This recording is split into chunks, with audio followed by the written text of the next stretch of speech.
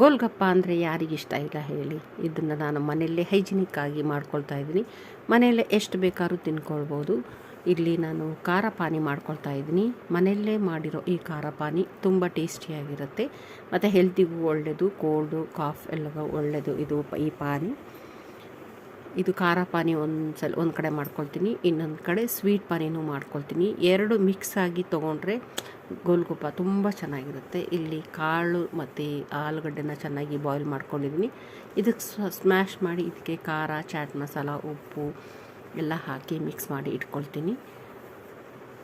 ಗೋಲ್ಗಪ್ಪೆ readymade puri ತೊಗೊಂಡಿದ್ದೀನಿ. ಈ ಪೂರಿಗೆ ನಾವು ಈ ಖಾರ ಪಾನಿಗೆ ಸ್ವಲ್ಪ ಖಾರ ಶೇವು ಅಥವಾ ಬೂಂದಿ ಕಾಳು ಹಾಕಿ ತೊಗೊಂಡ್ರೆ ಇನ್ನೂ ಟೇಸ್ಟಿಯಾಗಿರುತ್ತೆ. ಮನೆಯಲ್ಲೇ ಮಾಡಿರುವ ನಾವು ಎಷ್ಟು ಬೇಕಾದ್ರೂ ನಾವು ಹೊಟ್ಟೆ ತುಂಬ ತಿನ್ಬೋದು. ನೋಡಿ ಹೇಗಿದೆ ಮನೇಲಿ ಮಾಡಿರೋ ಗೋಲ್ಗಪ್ಪ. Thanks for watching.